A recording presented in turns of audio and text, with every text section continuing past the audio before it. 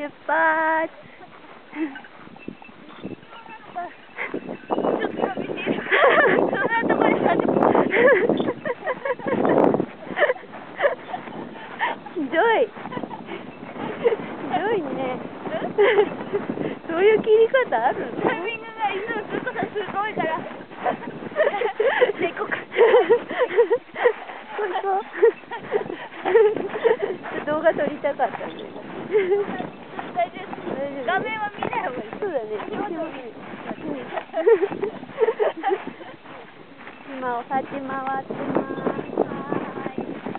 今日は快晴最高です。最高です。いいでしょう。なんかあるんだね。ああ。でも確かあそこのスキー場からの登山道があるらしいんですけど、ああ、なるほど。確かね、通行禁止になってるような。